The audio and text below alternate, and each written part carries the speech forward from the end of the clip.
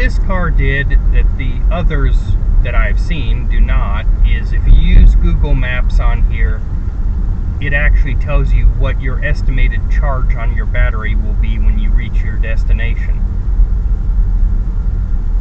The other ones may have had that, but it wasn't as in your face like this is. It makes it blatantly obvious, and coordinating the map on here with the map on here is brilliant because it allows you to put something else on the tablet screen, radio, air conditioning, whatever you want, and yet you still have the map right in front of your face telling you where you're going, how much charge you're going to have, everything. Makes it real easy, and I like easy. If you want people to buy EVs, you have to make things simple, easy, direct. Here it is. There are things this car gets wrong, but there are things this car gets very right, and this is one of them. This is one of the things that this car gets. Turn your gasoline car down to a dead empty tank almost, and you will find some place to fill it up. But as more and more charging stations become available and more places put them in, that is a problem that goes away.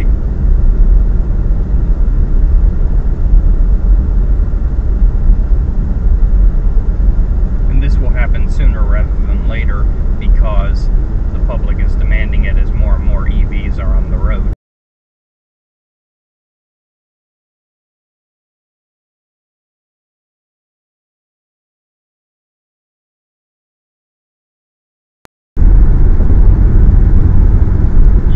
Adjust the regenerative braking on here.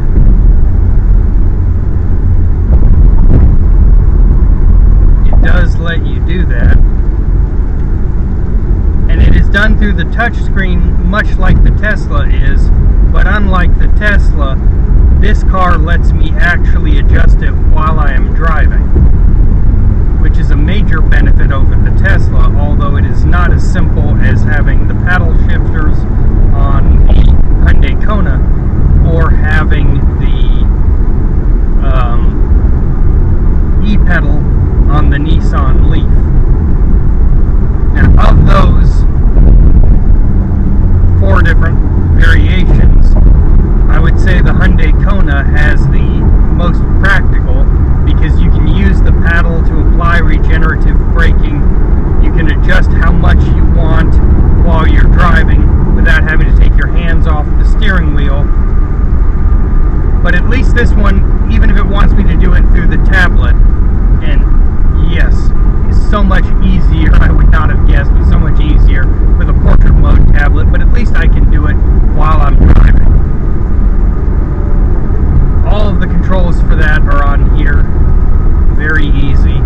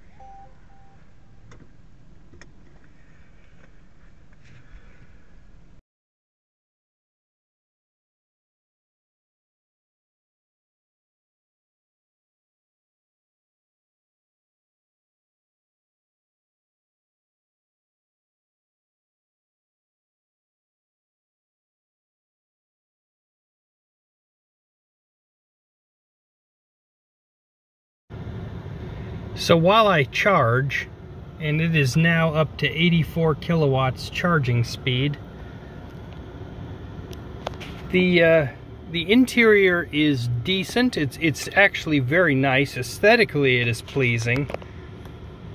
The tablet computer has everything you need in it. If you want to make changes to the car, the one-pedal driving, creep steering feel, all the driving assistance features, and they work pretty well. It charges reasonably fast. I mean, everything you need is in here. Like with the Tesla, there's a power off right there. And it has USB-C, and only USB-C, and nothing else. No cigarette lighter adapter, and a lot of things do plug into cigarette lighters. And it has 2 USB-C for the front and 2 for the back. It does have a knob here for audio, and it does have climate control button. That's the defroster. You can change the radio. But that's about all it has in terms of physical controls. The steering wheel has the cruise control, the adaptive cruise control, and the steering assistant. And it works very well. The steering does not work as well as the adaptive cruise control, but it's good enough. And it does have the shifter here for reverse, neutral, and drive, but for park there's a button. But it's relatively Spartan, but having that screen there is such a benefit over the Tesla Model 3, because it leaves the tablet, and yeah, having it portrait mode just makes everything easier. But having that screen there, and you can have a map on that screen while you have something else on the tablet, is a major benefit.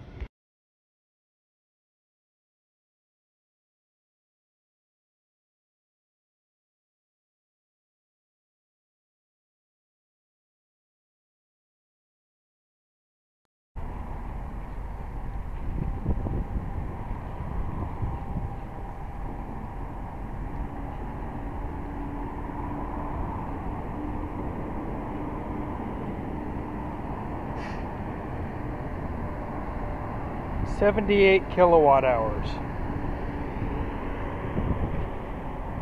And if it's charging at 85 kilowatts, of course, wouldn't be.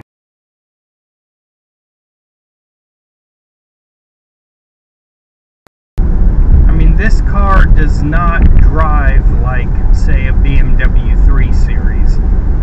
This car does not drive like it is as expensive as this car actually is. The car drives, it is not bad, but it is also not outstanding. This car is a decent mid-range car, but the price point is kind of high, and for the price you pay, if you want more room, I would go for the Nissan Leaf, and if you want a more efficient car, I would go for the Hyundai Kona. And both are cheaper, and both are more practical, both in terms of interior layout, comfort, space, everything.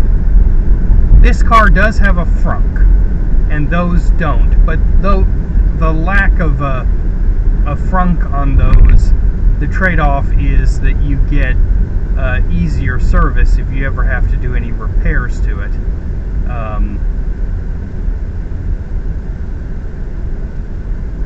And the Nissan Leaf, especially, the lack of a frunk, you still have more space.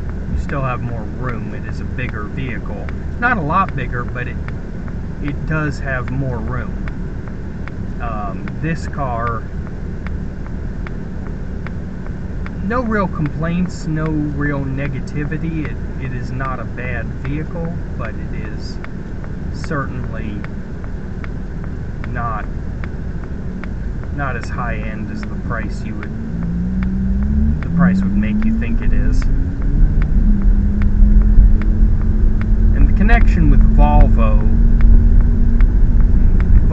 traditionally has better ergonomics than this, and Volvo traditionally has fancier, higher-end stuff.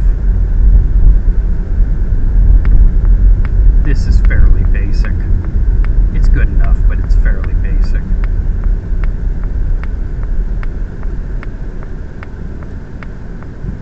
It's not a bad car at all, but it's also not as... The practicalities of driving an electric car are, at this point in time, you need to be able to plan your operation more than you do with a combustion vehicle,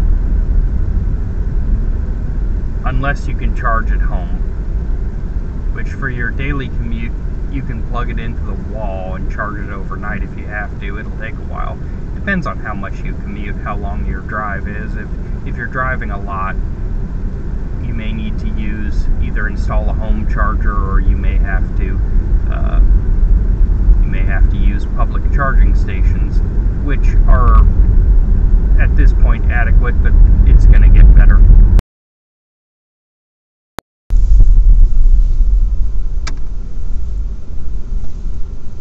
Now, you do not really shut this car off. You push park. It is a button to put it in park. The Hyundai Kona was the same way, so was the Nissan Leaf. And then you just get out and walk away. It shuts itself off. Simple. This car is very simplistic. I open the door, it switches off, brings up a screen here that shows me how much battery and range I have. And the tablet has the radio.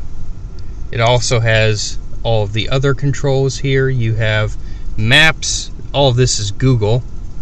It has Apple CarPlay, but the maps are Google. PlugShare is a great website for finding info. It is a user crowdsourced site to see where the best places to charge your car are. It has apps for Spotify and Sirius.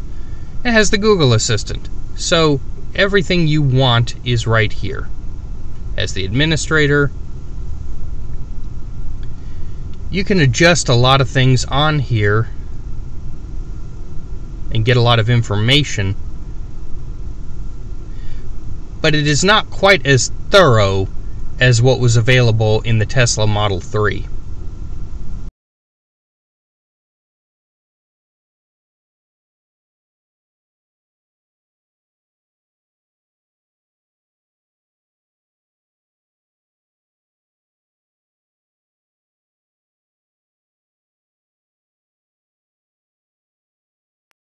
The way Houston traffic works, the aggressive regenerative braking is absolutely what you want, but you do want to have the ability to adjust it. That is something Tesla makes difficult and Polestar makes essentially impossible, and Hyundai and Nissan make easy. And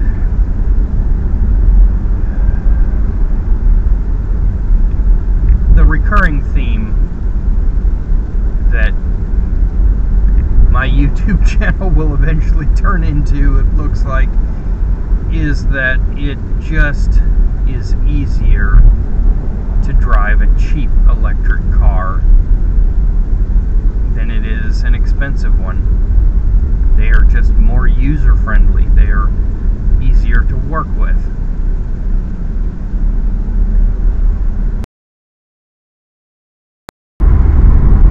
One of the best features that surprises me here is the way the map works.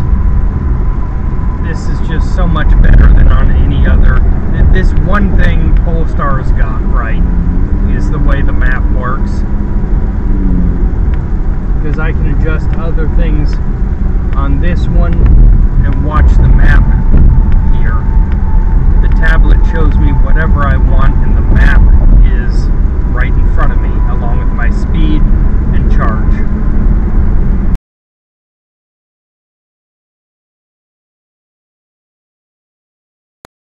overall, this is a perfectly nice car, but it is not one that I'm going to recommend. I mean, it's a trade-off, but it is a nice car, and I would rate it high enough, but there is a practicality benefit that the Hyundai and the Nissan, and for that matter the Chevy Bolt, have over this,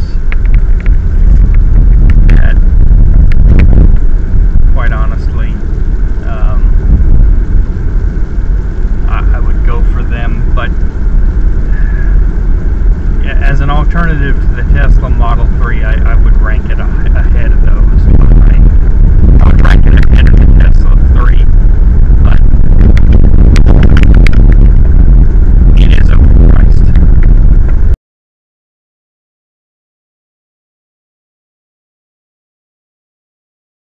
This car gives you a balance. It is sleeker looking than the utilitarian Nissan Leaf and Hyundai Kona, but those, as part of the being utilitarian, makes them far more practical. If I had to actually drive one on a daily basis, I'd much rather have one of those. The trade-off to that being the Tesla Model 3 is the far end of that it is sleek at the expense of being much more difficult to work with. I did not realize what a difference that having the screen behind the steering wheel on the dashboard and the tablet, having both, that is a tremendous benefit. And also having actual controls, not to the same degree that the Hyundai and Nissan have, but still actual controls are very helpful. And now for me to charge this for the first time.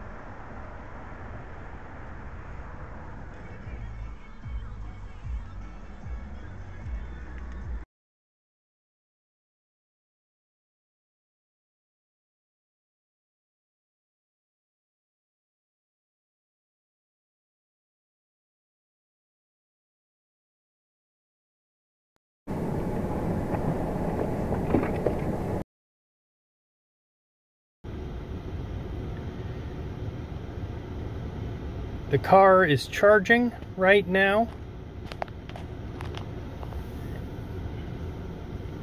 and we can sit here and watch YouTube or listen to music while we do.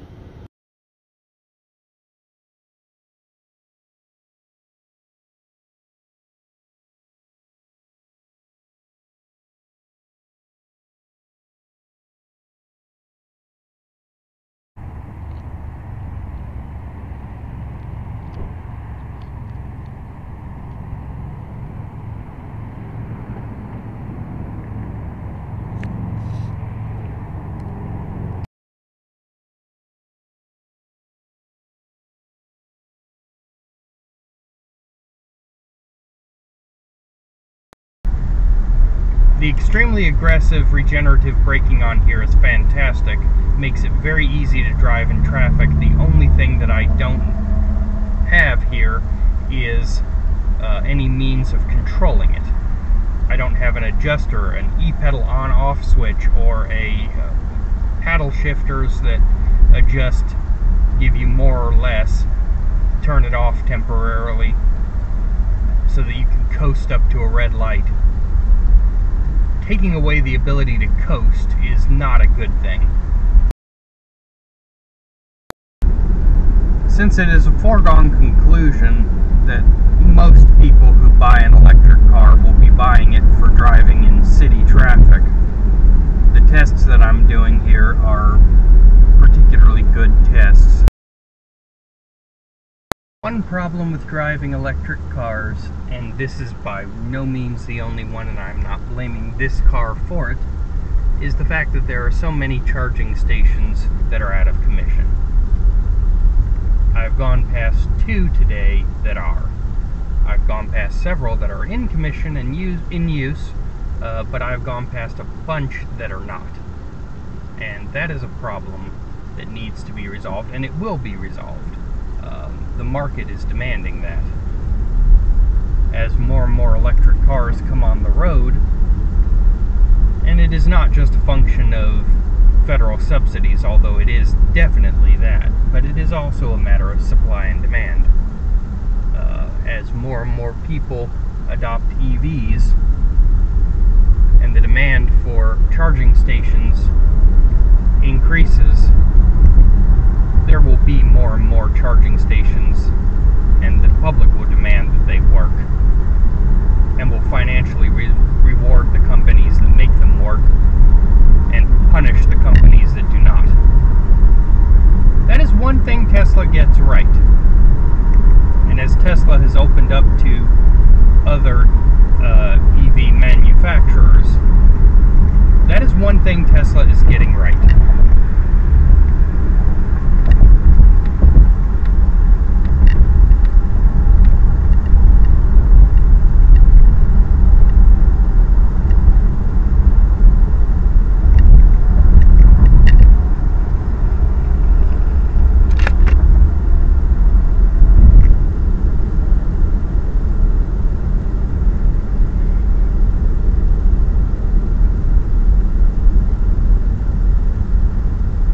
PlugShare does a better job than Google Maps of telling you what kind of chargers are where, and particularly which ones are working and which ones are not. And this is done by user feedback. This is done by customers going in and saying, hey, this one's out of commission, this one works. Google Maps just shows you there's a charging station there. Does not show you whether or not it works. And if a charging station is out of commission, that is a problem. The tablet on the Polestar Model 2 is mounted in portrait mode, and you have a map on the screen in front of you. The screen in front of you has your speed, your range. This layout works brilliantly, and I did not think having the tablet in portrait mode would make it as big of a difference as it does, but it really does. So we put the car in park by pushing a button, similar to on the Hyundai. The tablet has all of your apps, audio, maps, Apple CarPlay. You have all of your configuration here.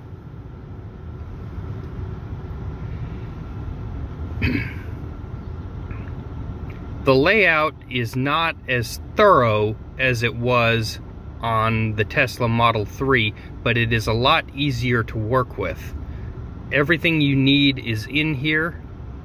You can adjust the steering, and you have sport mode, and you have creep, one pedal driving, you have standard, low, and off. It works best in standard, and the standard is actually very aggressive, much more so than you would think when you compare it to the Tesla Model 3, and I like that. That is a major improvement.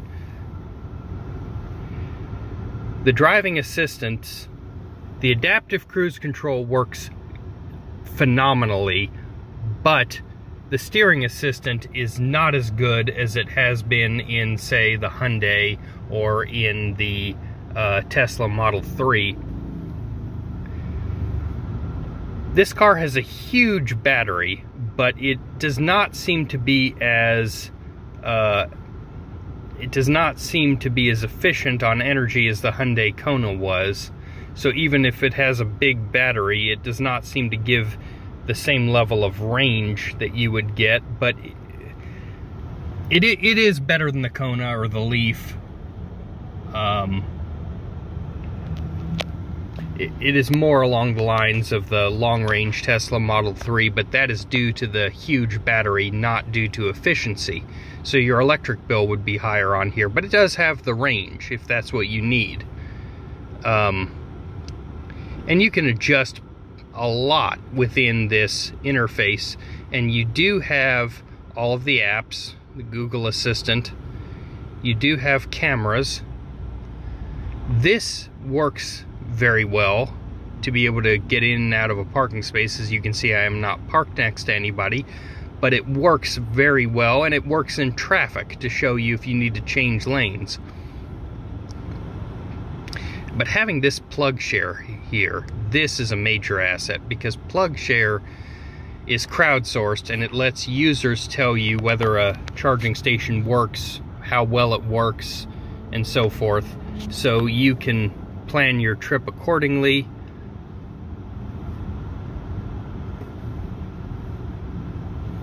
And all of these are Android apps. I mean, this is working on Android, is what it is. So, and the map here, having the ability to have your map right in front of you while you have other apps on here, or while you adjust, and you've got an actual knob for your audio.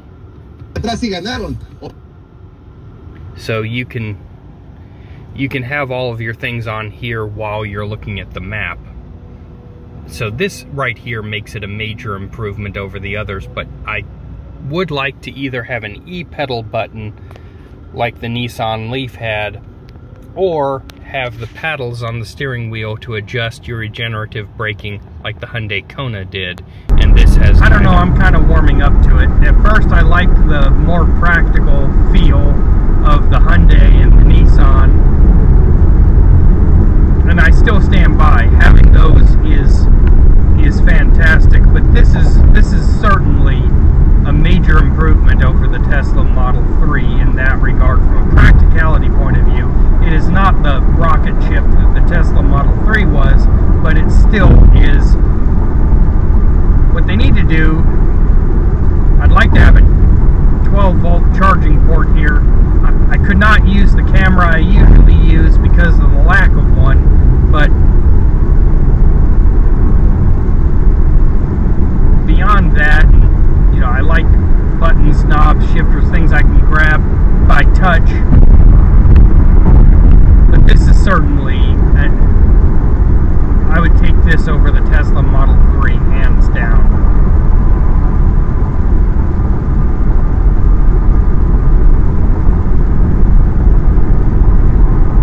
I'm warming up to this. I still say that the Leaf and the Kona are more user-friendly, but I'm warming up to this one.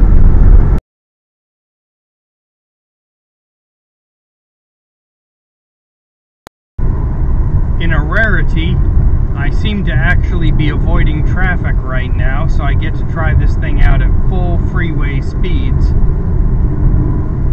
And it definitely has a lot of power. This car is somewhat of a balancing act. It has better acceleration than the Hyundai Kona, but you pay for it because it has a more energy-hungry motor. The Hyundai Kona had, when I was testing it, I could do more than 5 miles on a kilowatt hour, which this thing absolutely cannot do. But as a trade-off, you get more power, you have better acceleration. This car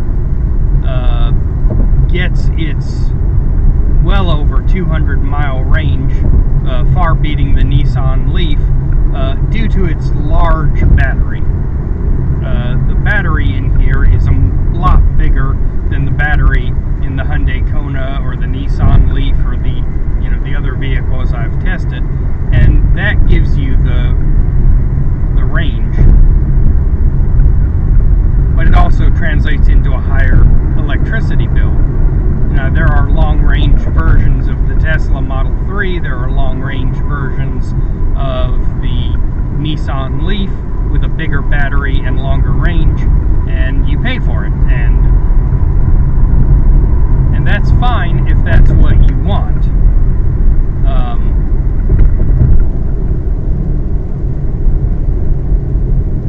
It's all a question of what you want. So driving the Polestar 2 in traffic, it is a reasonably decent car. The cornering is good enough, but it is by no means outstanding. It is not as good as some of the others. In fact, I think its turning ability seems... I mean, it is a compact car, but you would expect a compact car to have a tighter turning circle than this does.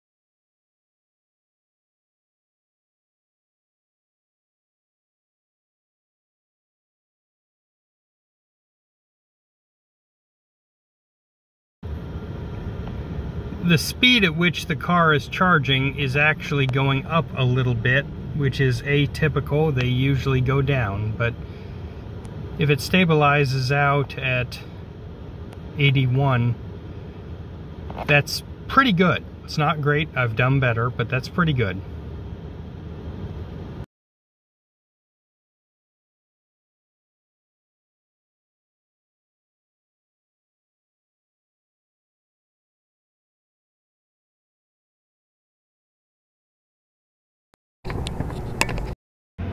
And in the back seat, there is 2 USB-C outlets in what you would think logically looks like a cigarette lighter adapter, but it is not a 12-volt power like for a cigarette light. It's just USB-C.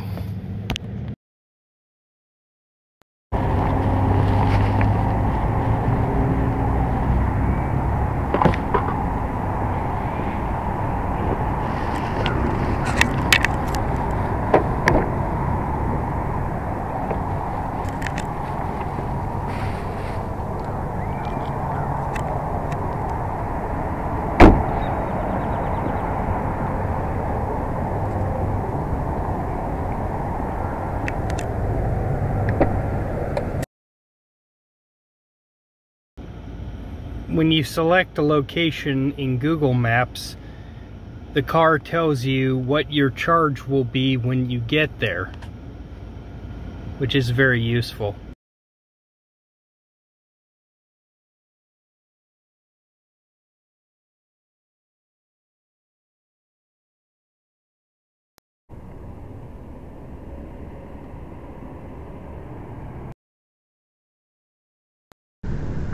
The seats in this car are reasonably comfortable, but there's not a whole lot of room. It is actually a very small car. I mean, the Hyundai Kona was smaller, but I think it had a bigger front seat, probably due to having less space in the back seat, and also not having, this car does not have a trunk, and all the Hyundai had basically was a hatch at the back, right behind the back seat. So even though this car is a little bigger, it seems like it has a little less space, but not a lot less. I mean, it's a compact car, so it has a reasonable amount of space, but not a lot. And as you would expect, it has decent handling for a smaller car. The cornering is pretty good, but not outstanding by any means, but pretty decent, good enough.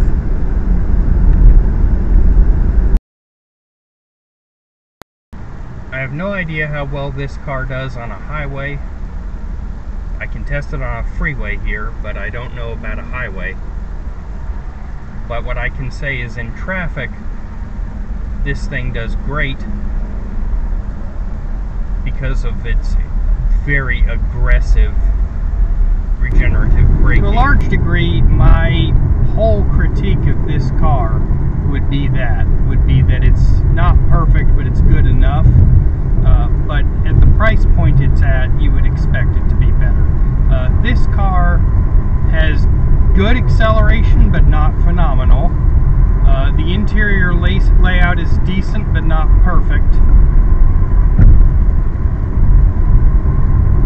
It's absolutely an okay car. But and I'm not going to say anything negative about it, it's just that you would expect a better car for the price. And you would expect, given that it is at least marketed as a higher end electrical car, more along the lines of a Tesla Model 3.